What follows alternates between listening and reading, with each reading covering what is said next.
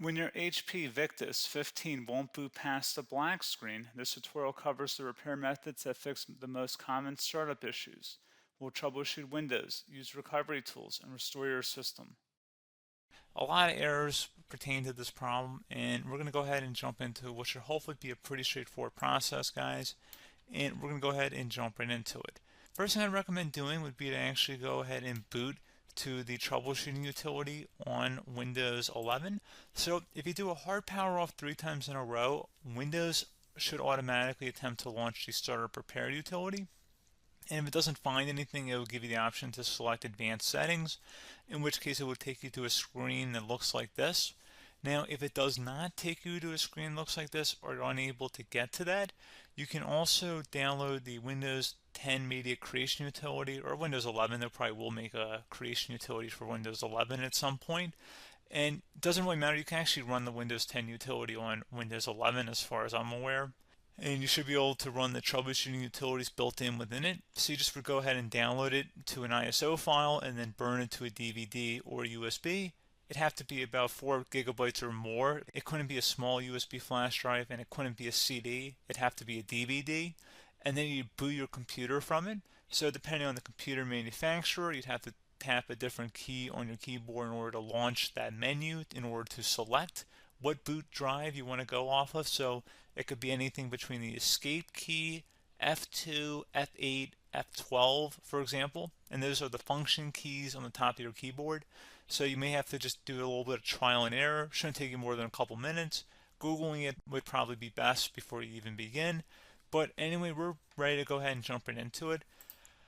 So we're on the choose an option page. So these will look very similar whether you're booting from it directly within Windows itself, or if you're plugged in a USB flash drive with the media creation utility installed and you selected the recovery option.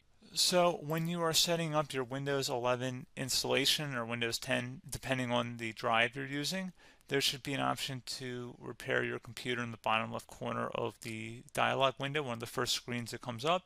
You go ahead and select that, and then it would take you to a troubleshooting screen like you see here. And you want to go ahead and select troubleshoot, reset your PC, or see advanced options. And then there are going to be a whole bunch of options in here that we're going to explore in today's video. The first one, we're going to actually go underneath advanced options and then select startup repair, fix problems that keep Windows from loading. So go ahead and select that first.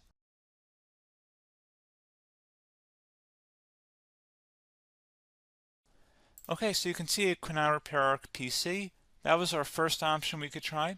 Something else, if we go back into advanced options here and then select troubleshoot, we're going to go underneath advanced options again. You can go ahead and actually access safe mode by selecting startup settings. And then if you select the restart button, you have the option on the screen select safe mode with networking, which will give you a key on the screen. It'll tell you which key to press to enter that. I believe it's the F7 key. It'll do that for you. I'm not going to go over that in today's tutorial because I don't really want to go into safe mode, but you're more than welcome to attempt that by going into here and then selecting restart. Again, it'll launch another screen. It'll say what key do you want to press, and it'll give you like 7 or 8 different options, and you want to select safe mode with networking. There's also an option for a command prompt too, but that's going to be something we're going to cover later in this video, and we don't even have to go through that in order to access it. So that's why I'm not going to really push for that, because unless you know exactly what's causing the problem, you probably don't need to go into safe mode.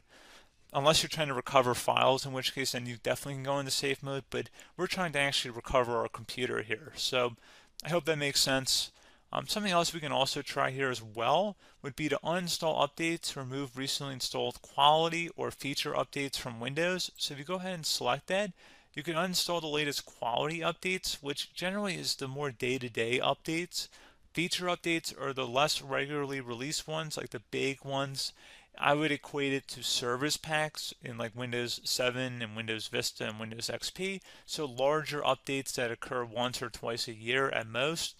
And the quality updates are more just a regular update. So probably obviously depend, it'll take longer if you're going to try and uninstall the latest feature update versus quality update. And maybe you don't need to go back that far. So just giving you guys a couple pointers with that. Something else you can also look at here, and we're going to jump into the command prompt in a little bit, but you can select System Restore, which will use a restore point recorded on your PC to restore Windows. And this is something I would highly recommend here, guys. So select next. Assuming you have a restore point saved on your computer, you go ahead and select the most recently created one, and you'll select next, and then you'll select the drive. You shouldn't actually have to select the drive. You can scan for affected programs, but we're going to keep it all default here, and then we're going to select finish. So once started, system restore cannot be interrupted. Do you want to continue? I think we're going to select yes. I don't think we have anything better to do on our computer right now, so just give it a moment here to initialize. It will take a couple minutes to run, obviously depending on how large your hard drive is and how much is saved on the system restore point. So just give it a couple minutes here.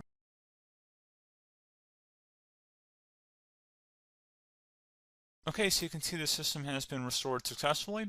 We're going to go over a couple different methods in addition to that if that did not work. So I'm just going to pause the video and we're going to start back up back on the recovery screen that we started with. Okay, so a couple other things we can try here too. If you go back into troubleshoot, you can select reset your PC, let you choose to keep or remove your personal files and then reinstalls Windows. You can select to keep my files, which will remove apps and settings but keeps your personal files. You can also select remove everything, which will remove all of your personal files, apps, and settings. So this is more of a factory reset, the second option here. First option, it should not delete all of your personal files. However, it will pretty much clear most of your programs. And keep in mind, there's no guarantee that your information, number one, is even still available and easily recoverable on your computer to the point that you actually would be able to recover anything. And the second point is that there's always a chance that it won't actually recover and it will just do a factory reset anyway. So there's no guarantee that actually would keep your files anyway. So I would recommend trying to get a recovery tool and backing that up first before selecting it anyway. But again, those are a couple different options. And then something else you can try here if you go back to the choose an option. Another option, if you go underneath choose an option and select troubleshoot, advanced options, and now select where it says command prompt. Okay, so the first thing we should do is type our main hard drive here. In most cases, it should be the C drive. So you just do a C colon and then hit enter on your keyboard. So once you're underneath the C drive, we're going to type in dir and then hit enter on your keyboard. It should have program files, users, and Windows all in there. That's how you know you're in the right directory.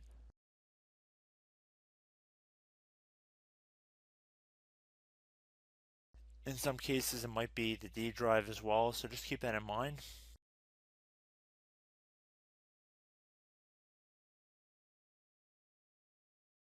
Next thing we're going to do is type in cd space / Windows / system 32 / config,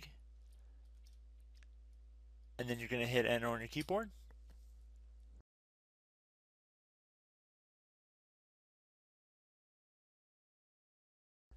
So now you're going to type md space backup.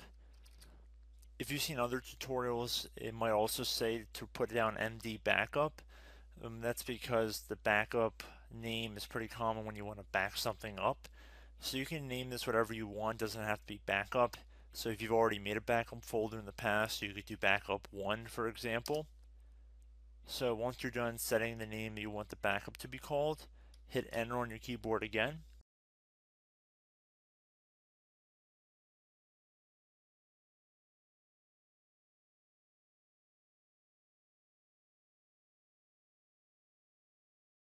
At this point you want to type copy, C-O-P-Y, space, then you want to do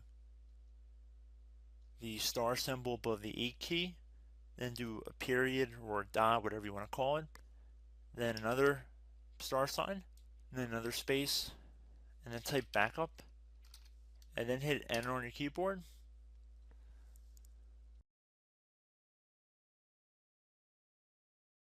Now you want to type cd reg back, REGBACK, and then hit enter on your keyboard. So now that we are under the reg back, so now you want to type dir again, and then hit enter.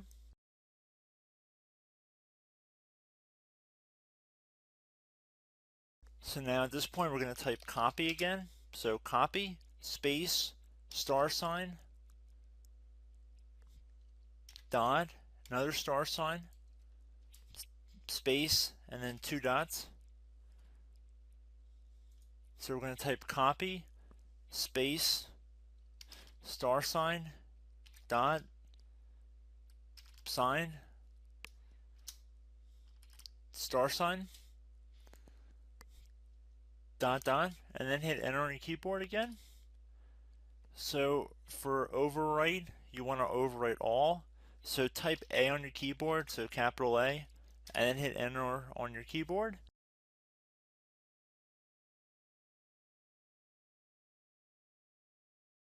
So at this point, you should be good to go. You can close out of the command prompt window, and if you accidentally continue to Windows 10, you should be all set.